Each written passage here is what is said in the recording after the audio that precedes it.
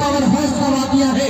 دو نوجوان مسلمانوں کی لڑکی بہتا ہوا پانی میں چھلانگ مار کر کے ڈوبنے لگی. جب وہ بالکل پانی پی کر کے بد ہوش ہو گئی, ان کو نکالا گیا اور نکالنے کے بعد جب ان کو ہوش آیا ان سے پوچھا تو انہوں نے کہا کہ میرے باپ کے پاس جہیز دینے کے لیے پیسہ نہیں تھا.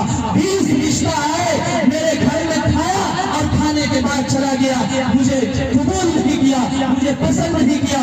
میں یہ چاہا کہ جب میرے باپ کے پاس شادی کرنے کے لیے پیسہ نہیں تھے, جہیز میں لالچی بھکاریوں کو جو بیٹا پیدا کر کے اس کے پیسے کو اس لیے پیدا کیا ہے, تربیت دیا ہے تاکہ ان کے ذریعے سے اپنے گھر کو ہم بھریں گے, اپنے نقد پیسہ لے کر کے اپنا ہم پراپرٹی بنائیں گے.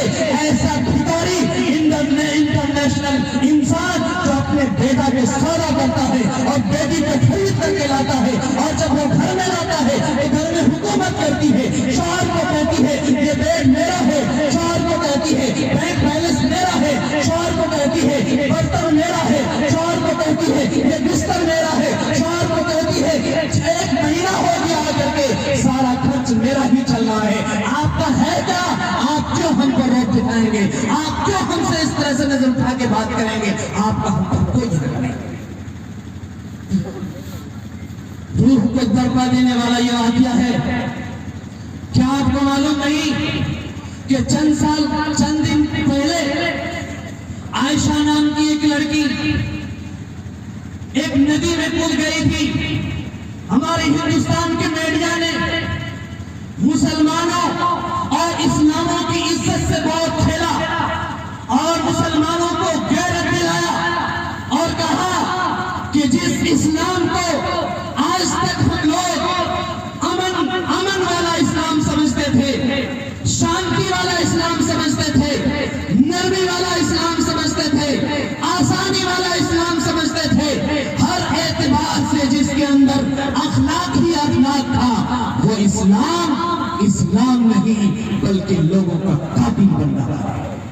میرے بھائیو یاد رکھیے, کسی مسلمان کے گڑبڑانے سے, کسی مسلمان کے اعمال خراب ہونے سے اسلام پر کوئی داغ نہیں لگ سکتا ہے, کیونکہ وہ مسلمان کا عمل ہو سکتا ہے. یہ اسلام کا حکم نہیں ہے, یہ اسلام کا حکم نہیں ہے. اس لیے میرے بھائیو ابھی ایک واقعہ سامنے میں آیا. وہ واقعہ یہ ہے کہ ایک رشتہ طے ہوا, لڑکی لڑکا کا رشتہ طے ہوا, اور اس رشتہ کے اندر ایک لڑکی کو پسند کرنے کے لیے 35 مرتبہ مہمان آئے دیکھنے کے لیے. کتنے بار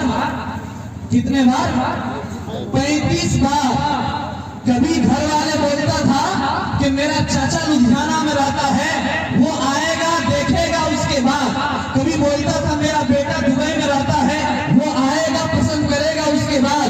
کبھی بولتا تھا میری ماں کھیت چلی گئی تھی, وہاں سے آئے گی اس کے بعد وہ اس کو لے کر کے آئیں گے. پھر جب جائے تو 5 7 8 9 10 آدمی کو لے کر کے جائے. 35 مرتبہ رشتہ دیکھا, کھایا, حرام کا کھایا, اور کھانے کے بعد میں جا کر کے کہا کہ لڑکا کہتا ہے ہم وہاں پہ نہیں کریں گے, بہت دور. لڑکا کہتا ہے ہم وہاں شادی نہیں کریں گے, بہت دور ہے. ہم نے حدیث پڑھی ہے, یا معشر الشباب من استطاع منکم الباء فلیتزوج. اے نوجوانوں کی جماعت, کان کھول کر کے سن لو, اگر تمہارے ہاتھ کے اندر قوت ہے, اگر تمہارے اندر صلاحیت ہے, اگر تم بیوی کی ضروریات کو مکمل کر سکتے ہو, اگر تم ان کے نان و نفقہ پر تم اگر قابلیت رکھتے ہو, ادا کر سکتے ہو, سکنا رہنے کے لیے گھر دے سکتے ہو, ماردین ادا کرنے کی صلاحیت رکھتے ہو, تو تم جا کر کے شادی کر لو.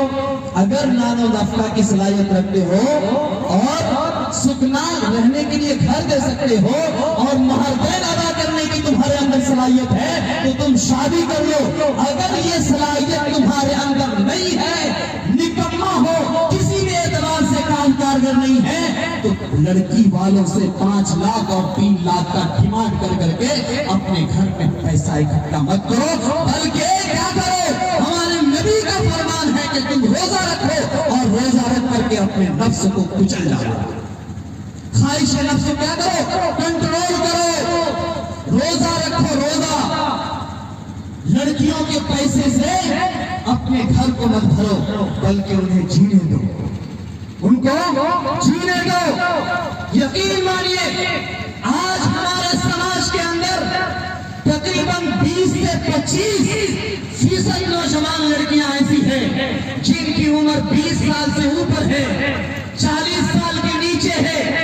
ان کی شادی صرف اس لیے نہیں ہو پاتی ہے کہ ان کے باپ کے پاس جہیز دینے کے لیے نقد پیسہ نہیں ہے, ان کے باپ کو گاڑی دینے کے لیے پیسہ نہیں ہے, اس لیے ان کی شادی نہیں ہو پا رہی ہے.